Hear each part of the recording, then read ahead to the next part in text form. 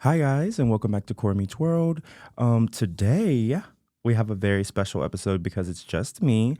We haven't had an episode with just me in a very long time, as you know, because our last Hot Topics, our co host Sarah joined us. She won't be joining us um, today because, we had some, I don't know, our schedules just haven't really been aligning recently. And yeah, we don't have a guest because we have so many hot topics to cover. I feel like I needed to do like an emergency hot topics episode because there's so much to talk about, guys. Excuse any sniffling you hear throughout this episode because the pollen is pollinating. The entire world is basically just covered in pollen at this point. Yeah, that's the forecast, high pollen. That actually came up on my phone the other day. It was like the forecast is literally high pollen, whatever that means. But yeah, I'm gonna start off by just doing like a little general update because I feel like I haven't done like an update about me in a little bit. And at the end of the day, this is Cor Meets World, so it is about me. So yeah, March was a very exciting, very fun month. March was probably it's always March. Like last year in 2024, March, I like landed both my internships. I went to New York. Like it was one of my favorite months of 2024. And in 2025, I just don't see how many months are gonna top it. Like I went to Malaysia. It was my first time ever going to Asia, and I've been wanting, if you know me, you know I've been wanting to go to Asia for such a long time. And like being able to go to Malaysia, of all places, as my first country in Asia was just beautiful. It was amazing. Um, the people there were just so nice and polite and welcoming. And I went on this amazing program with the business school where we got to collaborate with Malaysian and Japanese students. Shout out Dina and shout out everyone from Malaysia and Japan. Like genuinely these connections were the connections I made with them over the course of the like week I was there was just so um unique from anything I had experienced before, and I genuinely feel like that experience changed me as a person and definitely changed my perspective, and it just really made me want to travel more. And I'm really excited because I really want to try to go to Japan next year, so that's in the works. Hopefully, I can do some stuff in Japan. But yeah, Malaysia was amazing. Like I was like in my fitness. I feel like I say this. I'm always in my fitness era. Like like low key, I was like, oh, I had a fitness hair. No, like I'm still in it. Like it's fine. I've been really like cutting weight to prepare for summer, and like throughout March that definitely remained. Like, I've been in the gym, doing cardio, still playing volleyball, counting my calories, all that stuff. And it's so healthy, like genuinely as someone, I mean, I could do a whole episode on health, fitness, wellness, mental health, all that because genuinely like I don't know, like I've had a really interesting journey with eating disorder and body image issues and body dysmorphia and all that. And maybe I wrote my college essay on that actually. And so I mean I could go on and on about that. I could literally make a whole episode on that. But I feel like I'm in a really healthy point, not only mentally but physically, regarding my body image and eating and things like that. My relationship with food as I'm cooking every meal now and like trying to, like this morning I like made a BLT. Like I made a bacon, lettuce, tomato on like some low calorie bread. Um, with some turkey bacon, and I like wrapped it up and brought it. So I'm gonna have that later because I have a main campus day. I'm not gonna be at home today, so I just brought some food. I've been making everything at home, which has been nice, and I think that's been improving like my mental health as well. Just having a better relationship with food. Um, yeah, so like those are my main updates, and then we're gonna get to the big update. So that's how I want to end the episode. So we'll talk about the big thing that happened in March. At the end of the episode because I think it's just super exciting, and it's just something that I want to kind of leave for the finale. And I'll also explain why I'm leaving it for the finale, who inspired that. It's funny when I get to that topic. But yeah, we're gonna get into some hot topics. Okay, first on the docket. Oh my god, why am I like burning I am Zoe's nachos? He used to always say, next on the docket. Anyway, you guys probably know what I'm talking about. But yeah, first on the docket, we have Hailey Bieber, Justin Bieber, Selena Gomez, and Benny Blanco. Yes, I am so excited to talk about this because I have been in the I have been deep in this controversy, in this drama. I have been eating it up. I have been, yeah, like I've been really entrenched in this and watching it, all of this because I'm so interested. This is so funny. Like the scenario that's in front of us with these four is so funny. So basically, let me just, for the people that don't know, Justin Bieber. So basically, Justin Bieber and Selena Gomez were together, at the height of his popularity back, back in the day when they were like teenagers, I want to say. Don't quote me on that. I don't know like the specifics, but they were together. They broke up, really heartbreaking. The fans were really invested in their relationship. But one fan in particular was very invested, and that was Miss Hailey Baldwin. So basically, Hailey Baldwin, currently known as Hailey Bieber, Justin Bieber's wife, was a really big fan of Justin, back in the height of his career. I think pictures have come out of her at movie screenings and concerts and every meet and greet, like an absurd amount of times she's been spotted with paparazzi, back in his younger days. And basically her father is really big and was really big in the music industry. She was a nepo baby, came up with a very wealthy family, so this is how she was able to be around Justin all the time, even as a fan. And then her father, well, let me back up. So then Justin Bieber and Selena Gomez break up. And then I guess her father sees this as an opportunity, allegedly. And I have to say alleged because Hailey is throwing out lawsuits like they're, restraining orders. Like she's literally like releasing lawsuits on every single person who talks about this. So let me say allegedly, Hailey Bieber was a yacht girl, if you know what that means. And Justin was actually paying her to be. This is alleged. This is all alleged. That's what one theory is. And then the other one, the well-known story is that her father was really connected into the industry, introduced Hailey and Justin, and that's how they ended up together. I don't know. But yeah, basically they end up together. It's kind of weird because she was such a huge fan. And then people kind of see it as like, oh, like, she manifested this. Like, it's kind of sweet because she was a fan. She really wanted to be with him and they ended up getting married. But here is the gag. It's like Hailey Bieber or Hailey Baldwin, Hailey Bieber. It's like Hailey never really let that fan behavior go when it came to Selena Gomez. Because she has been burning Selena Gomez's nachos for the past, I don't know, 5 to 10 years. Selena Gomez has Rare Beauty. Hailey now has Road, which is low-key a flop from what I'm hearing. Not a flop, but not a great brand. And then like she's just been found like doing like Selena's mannerisms and things like that. So it's just a really weird situation. And then Selena, to skip forward to today, Selena dropped her album, I Said I Love You First, with Benny Blanco, her new fiance. And Selena Gomez, this album is amazing. Like, this is probably one of my favorite releases so far of the year. And I'm not a big Selena Gomez fan when it comes to music, but I gave it a listen and it's so good. Like, Blue is Flame, Call Me When You Break Up, Scared of Loving You. Like, these songs are so, so, so, so, so good. And they're just amazing and I love them.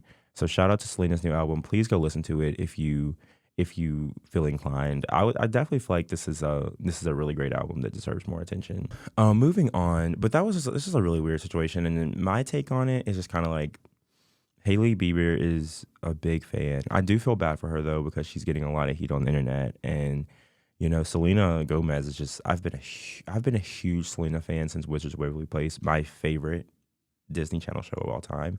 Obviously, she starred in it as Alex Russo, and ever since then, I've been a huge fan of Selena. I just love her. Like, I love everything about her. I love everything she does. I think she's amazing. Love, love, love Selena. So, obviously, you know whose side I'm on. I really just feel bad for the Biebers, like Justin and Hailey, because, like, given, like, his recent crash outs on Instagram and all these things, like, I don't know. I just feel bad for both of them. I feel bad for Hailey having to juggle like being, a new mom and then dealing with Justin. But then I also feel bad for Justin because, he's obviously going through a lot, potential like drug use and things like that based on what we're seeing from his social media. And like, I just hope he's okay. But yeah, I hope everyone's okay. Selena and Benny seem so happy based on the press run they did for the album. And, they released it on their own label, because Selena's label wouldn't release the album that she wanted to release. So her and Benny made a label and made this album together. And it was magical, and it was made with love. You could tell because it was so authentic, and it's one of Selena's best albums. It's great. But yeah, moving on to one of my favorite people to talk about, Ariana Grande. So allegedly, Ariana Grande was with Dalton Gomez, as we all know, before the filming of Wicked, and then she started filming Wicked with Jonathan Bailey, Ethan Slater, and Cynthia Erivo. And Ariana and Dalton split. They got a divorce, and that is when Ariana and Ethan Slater were reportedly dating. But the only issue was that with that is that Ethan Slater was also married, and allegedly people are saying that. Well, allegedly people think that Ariana stole Ethan and was with him during the marriage. There's evidence to prove that's not true, but I'm not one to say. All of this is alleged, of course. And Ethan Slater was basically caught a lot of heat and a lot of fire because people were like, oh, like Ariana Grande should be with someone way more attractive or someone in her league and all this. Insert photo of Ethan Slater, insert photo of Ariana Grande, whatever. You get the point. So this was like a big deal during the filming of Wicked. People tore them to shreds on the internet. Like it was really bad. And people were just basically saying, oh, like you need to be with someone that I don't know, and that's very entitled and weird of fans to say, like, oh, Ariana, you can't be with Ethan Slater because he's not attractive enough. Like, I am one to tell you, the attractive ones are the ones that will treat you the worst and will be the most toxic for you. So to say, and I think the Selena Gomez, Justin Bieber, and Benny Blanco thing shows this as well. Like Selena Gomez is with Benny now that treats her amazing from what, they let the public see. And then you see public relationships like Ariana Grande and Dalton Gomez, which is objectively more attractive, and like she was treated like garbage. And it's like you should want what's best. If you're a fan of someone, you should want what's best for them, not like what you want for them or what you picture their life to be. So I thought that was really weird as someone who loves Ariana Grande. And then my point of bringing this up now in 2025, because obviously all of this drama was during the filming of Wicked a few years ago, is because now they're saying, after all of that happened, they're saying that Ariana Grande and Ethan Slater are calling it quits. And this is all alleged. Nothing has been released formally, or there hasn't been a formal press release or any reportings. But this is something that I do believe based on the way I received the information. I don't know. I feel like if you were on Stan Twitter or a part of any of these social media platforms in a very niche way, then you know that when it comes to celebrities, I am someone who was very involved in Stan Twitter. I know when it comes to celebrities, when things are true and when they aren't. And I genuinely do believe this is true, allegedly, because of the way I got the information. And like if you were a member of Stan Twitter, then you know like certain outlets that people don't know. Like we get information 2 to 3 weeks, maybe even a month before it hits press when it comes to celebrities. And but and when this hit my source, I was like, oh wow. And it makes sense. It makes sense to me because there's a lot of pressure on their relationship given all the hate they got for being together and all the hate that Ethan got for leaving his wife, allegedly, with a child, allegedly, and Ariana Grande being labeled a homewrecker, which I don't believe in.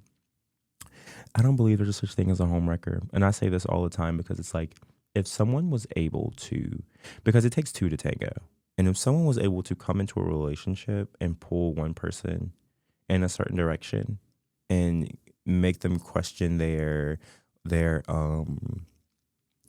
marriage and their loyalty to their partner, that wasn't the fault of the person, of the mistress or the mister or whatever you want to say. That person already had a home that was wrecked. There can't be a home wrecker if the home was already wrecked. The true home wrecker is the partner that decided to step out of the relationship. So the home was already wrecked, but that's a whole other podcast episode. Now, do I think it's more so ethical to avoid those in relationships? 100%. Yes, I'm not saying that Ariana has no fault here, if that's even what happened. But I'm just saying, let's direct some of that heat to Ethan and not to Ariana, because she didn't sign up for that marriage. Like she doesn't have loyalty to that person. Anyway, moving on, I think this is a good time to pivot into our music section, but take a break from the hot topics and talk about some music because 2024 was an amazing year for music. Like we had the like rise of Brat, we had Chapel Roan's rise, um we had Brat, we had Chapel Roan, we had Sabrina Carpenter's reign. We had so much good music, and it was just amazing in 2024. And I think 2025 might be coming harder, like already.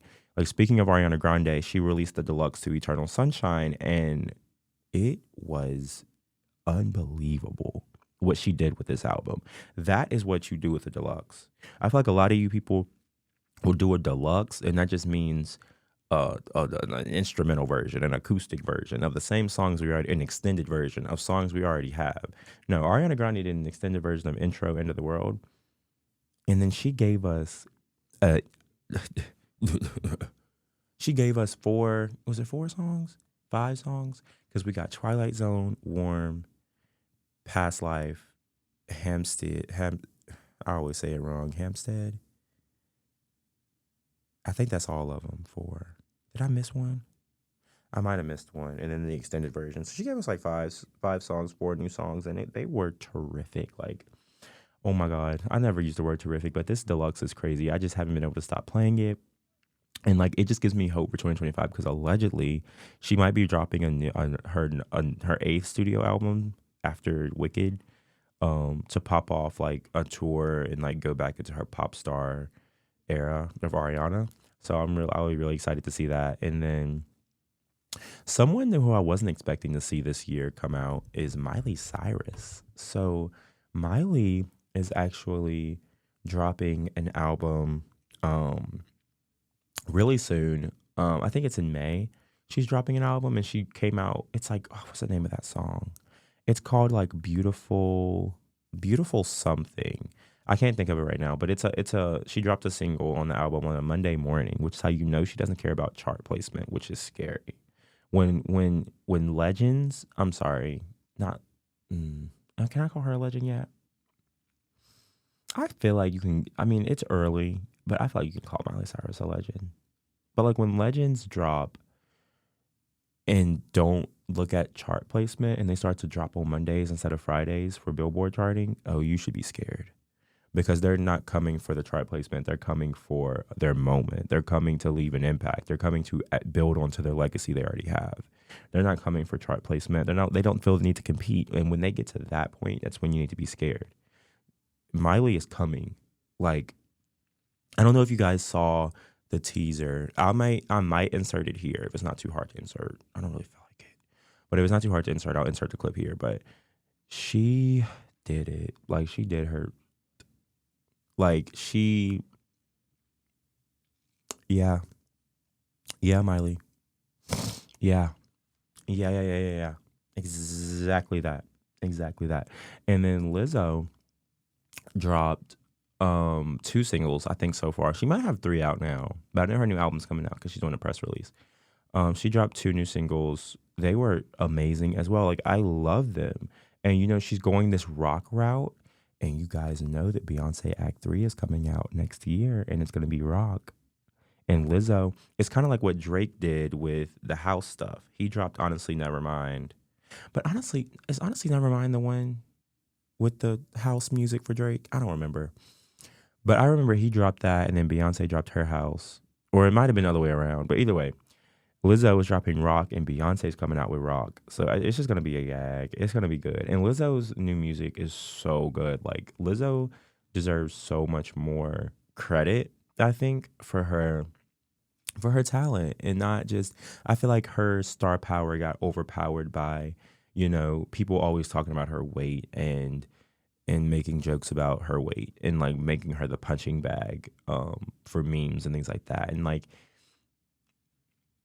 I think that overshadows the fact that she is so talented. Like the live vocals, the flute, the dancing, the stamina, the endurance she has on stage, her dancing, like she can do it all. And she can act. I'm pretty sure she's acting in a new film, the Rosetta. Oh my god, I don't want to say her name wrong. Rosetta Tharpe. Did I say that wrong? Yeah, she's producing and starring in a film and dropping an album this year. And like she also produces like her like I think she has a hand in producing her music as well. Like Lizzo's a quadruple threat. Like she and I think she deserves more respect for her talent and not just like talking about her body because obviously she's lost weight and people now she's doing her press release for her album and that's all we can talk about. Like at first, we all we could talk about was her being larger or being overweight, and now she lost weight and she's on a press release for her album. Now only people can talk about is her being skinny. Like,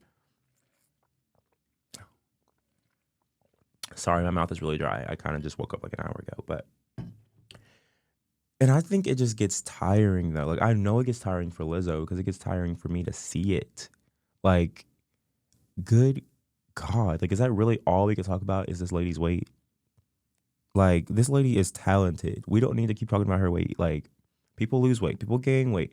Skinny is back in, so everyone's on Ozempia. Like, everyone, like, and Manjaro. And okay, it's enough of the weight stuff. And I know it's funny coming from me, someone who always talks. I know I do always talk about my weight, and I don't really talk about it that much, honestly. I talk about it to myself a lot. I don't talk about it publicly because obviously, like being someone who, like, as a kid, I was really overweight and like really overweight, y'all. Like I was huge. Like I was literally so big. Like it wasn't, and it's not even like, oh, you were like a chubby, chunky kid. No, no, no, no, no, no. I was like fee fi fo fum. Like I was like, for reference, in high school, I was shorter than I am now and I was almost 300 pounds. I was, okay, let me say that again. I was a little shorter than I am now. And this was sophomore year of high school. And I was 300 pounds. Like I was huge. I was huge and I can recognize that. And like obviously going from being big to losing weight. And I lost weight over the course of, so much time. I lost 60 pounds in like 3 months when I did my first round. And then I gained some of it back. And then I lost 20 pounds. And then I gained some, like it was, and then I started, and then I lifted a bunch. And, it took a lot to get here.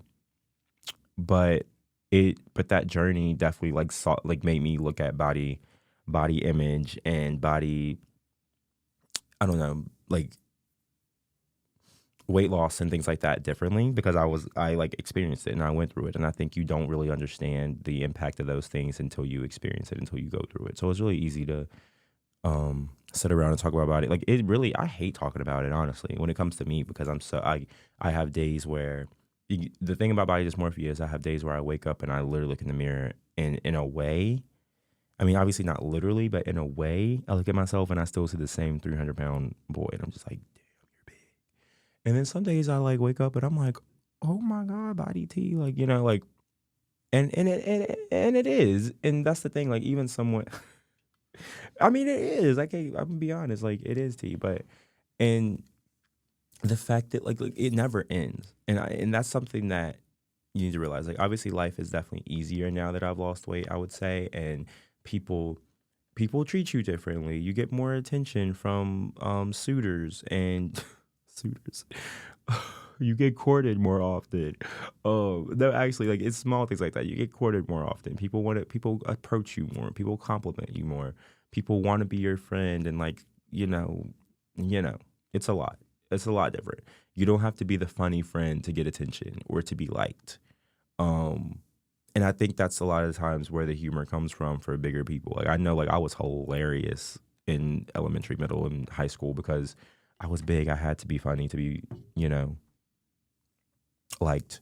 Um, but yeah, that's not.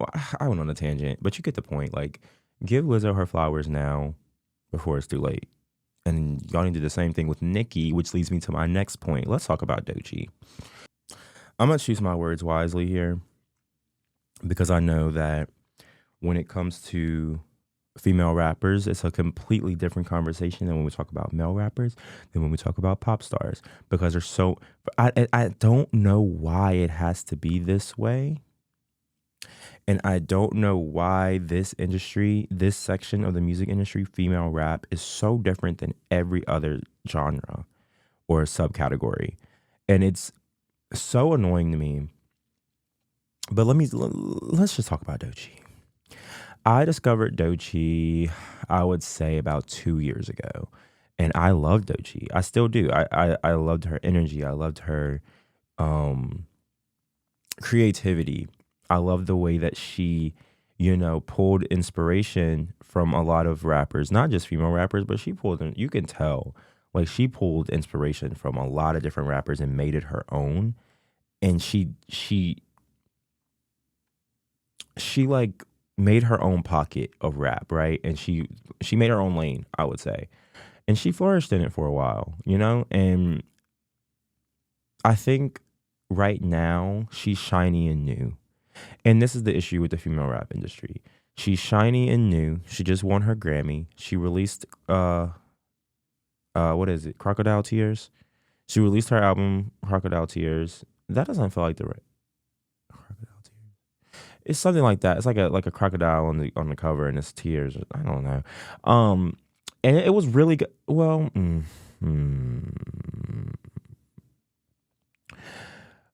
it was a good album. Nissan Altima and The Nile is a River are really good songs.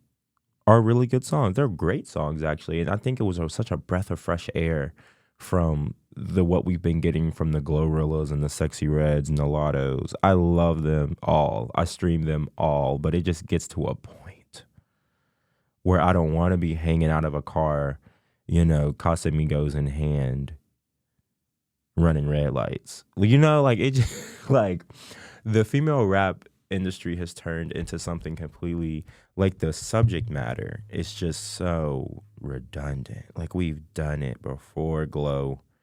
Yeah, Glow. Okay. It's sexy. Okay. Lotto, let them know. Like, the female rap game got boring. When I take a break, the game be so boring. See, I can't even turn it off. I can't even turn the barb off to talk about the other girls. But like, I mean, let's be real here. Nicki Minaj dropped Pink Friday 2, December 2023. Why was that album the highest selling female rap album of 2024? Oh, I'll tell you why. Because, and you know what people's excuse is? They're always like, oh, Nicki's been out longer. It proves my point even more. The shiny new objects, the shiny new girls can't outsell her. So what makes you think in a few years, and people would always say that. I hate to make every episode about this, but like people always say that. They're like, oh, Nicki's been out for so long, of course she's going to outsell. Let me remind you of something really quick. Before the debut album, and I don't know about other industries, and this probably isn't true for other industries. It's definitely not true for pop, but for female rap, the debut album is the highest selling album. Let's talk about it. Invasion of Privacy. Megan's earlier stuff outsold. Like, their earlier albums sell the highest, typically. And you want to sit and say, and Nicki Minaj came out 375K first week for Pink Friday, outsold all her peers, outsold Lil' Kim. Lil' Kim couldn't see those numbers Lil' Kim couldn't see those numbers ever. And that was Nicki's debut album, right? And the only person who touched those numbers in the female rap game ever was Miss Lauryn Hill. But even then, and I'm so sorry to say this, she wouldn't have. I'm sorry, and she's an amazing artist, but she didn't have didn't have the longevity that Nicki has, and that's okay. And she's a legend in her own right. But that just proves my point even more. Like Nicki is the blueprint, the pink print, if you will. And to sit and say, oh, there's always an excuse, right? Why did Nicki's album that dropped in 2023 outsell every album in 2024? And mind you, every single female rap girl dropped an album in 2024. If I'm not mistaken, Crocodile Tears came out in 2024. If I'm not mistaken, didn't Lotto drop? JT dropped. Ice Spice dropped. All these girls dropped in 2024. And couldn't even be the highest selling rap album in 2024. And Nicki's album from the previous year still outsold in that year. Ugh, and y'all have the audacity. And this brings me to my point about Miss Doechii.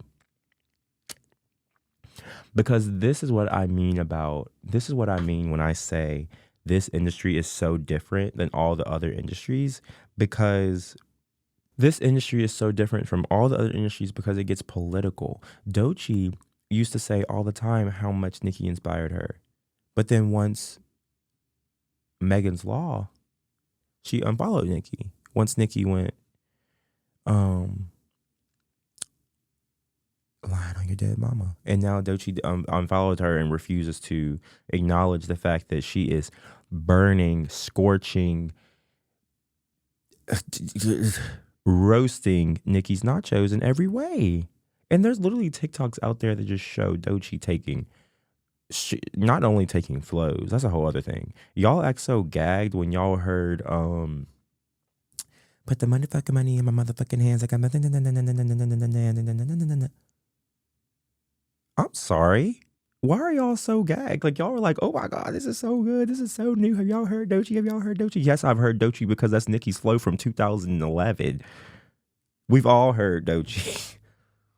That's why, like, and that's okay. I'm not saying that's anything wrong with that. That is okay. But it just irritates me how y'all act like this is something brand new. And the animations and the animated voices and things like that.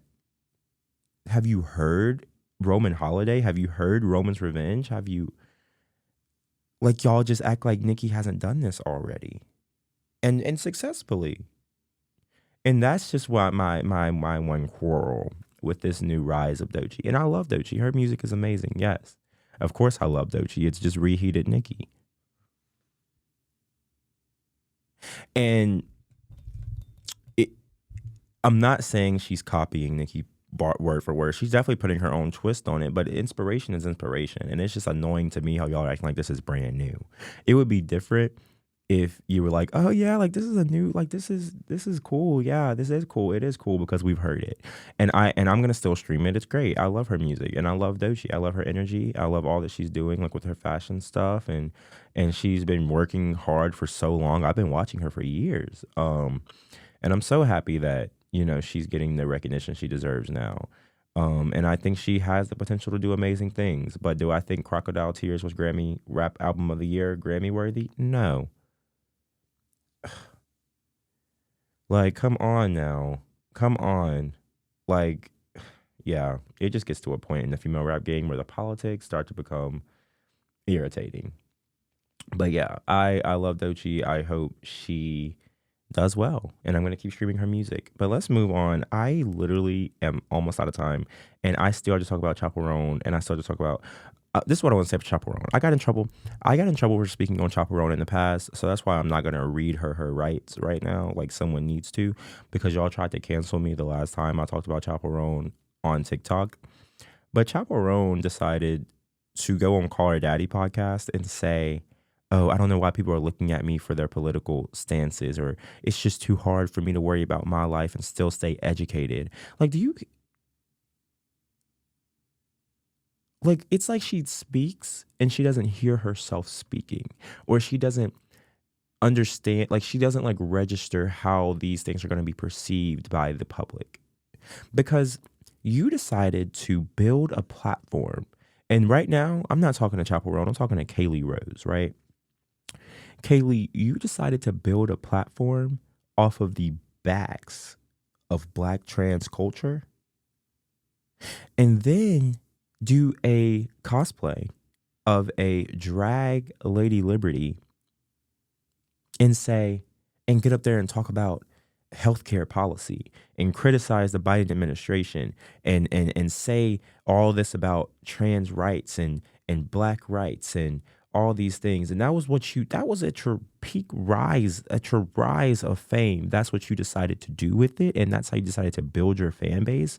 So now that the administration is even worse than the Biden administration, Kaylee, you decide to say, oh, I just can't stay educated. I just can't. I just don't look to me for your opinion. We're not looking to you for your opinions. We're looking to you to stand on the foundation that you built your fame on, and that was advocacy. I'm sorry. Yes, you're very talented. I love your music. You're one of my most streamed artists. But don't act confused when people look to you to be the person that you started your fame off with, because that's who we know you as, and that's who we expect you to show up to work as every day. Because remember, this is a job. This isn't a hobby anymore. And I think a lot, and this goes back to my original point about you act like your fame is something you can turn on and off, and you act like that this isn't a job and this is something you do in your free time. Oh no, that's not how this works. You sign on the dotted line, so you have a job like the rest of us have jobs, and we have to show up to work to do our job and be responsible and cover our responsibilities. And we expect you to do the same, Kaylee or Chapel. You're not Hannah Montana. You don't get the best of both worlds. You can't be the Midwest princess on one moment and then the trans advocate in another. Sorry. Whew. Now moving on. Sorry, it's just Chapel was really pissing me off recently. Yes, so moving on. Yeah, so March was so amazing because I got to meet my idol, my hero, Trisha Paytas. And, like I said before, I've talked about Trisha so many times on this podcast. I told you guys how I was going to meet her and all these things. And just to tell the story really quickly, I bought tickets. I didn't get meet and greet tickets, and I was going to upgrade to the meet and greet tickets. The meet and greet tickets were sold out. I made a TikTok because Trisha taught me so much about manifestation, and I was like, let me just ask. She always would say, don't just ask. And I made a TikTok and I said, Trisha, I really want to meet you. And Moses saw it. He sent it to her. She followed me on TikTok. She DM'd me. She sent me all the details. I got to the venue. They treated me like I was a celebrity. They were like, oh, you're Corey? And I was like, yes. And they were like, okay, let me call them. And then her tour manager came out and was like, Corey, come with me. I went down to the meet and greet area. I wasn't in the general meet and greet. I was like they had special treatment for me. So during the Q&A, they sat me to the side. She immediately spotted me during the Q&A. She was like, oh my God, Corey, I didn't get to meet you. And I was like, I'm going to meet, they told us, I told her, I was like, okay, I'm going to meet you after the Q&A. And then she tells everyone at the Q&A, she's like, yeah, like we met on TikTok and he's just, blah, blah, blah. She's just complimenting me and it's just unbelievable. And then after the Q&A, her tour manager grabs me and is like, let's go, takes me backstage. Her other manager says like, okay, you have 1 minute. We got to, do this quick. Trisha, like, runs out of her dressing room, open arms. Hi, Corey. Like, she treats me like I'm the celebrity, right? And it was an unbelievable moment for me, obviously, because she inspired me to start Cor Meets World. And she is the reason I'm here. Like she's the reason I'm doing this podcast. She's the reason I'm not as scared to, go after my dreams of being a content creator. And that leads me to my next point. She just kept saying, you're so gorgeous. You should be a model. Like, what do you want to do? And I tell her about like my business major and what I plan to do with business in the future, and how I also want to be a content creator, and how I also want to, to kick off and be a podcaster. Like, and I'm telling her all these things, and she's like, you're just so amazing, and you're gonna be so big one day. You're so organized. You're gonna be you're so beautiful. You're gonna be a content creator, and she's just putting all these manifestations into me, and just makes me really believe that it's possible, And after the fact, like, she shouted me out at her show. She was like, oh my God, like, this is Corey. Like, she told everyone about Cor Meets World. She told everyone about, how we met and how important manifestation is. And that's kind of the message I want to send with that story, is like, manifestation is true, is real. Because for years I've been manifesting, not meeting Trisha. I've been manifesting knowing her.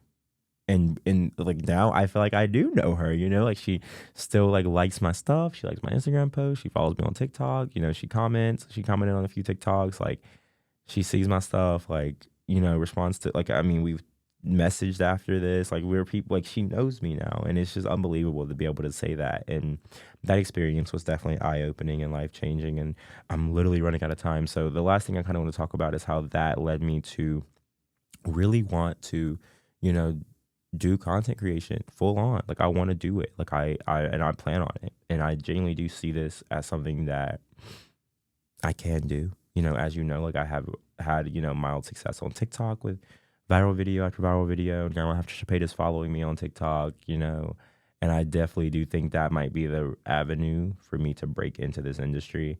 And yeah, I just have a newfound feeling of belief in myself, honestly. And I genuinely do think I can do it, and I think I will do it. And yeah, I mean, we didn't get to go through all the hot topics I wanted to talk about, but it's totally fine.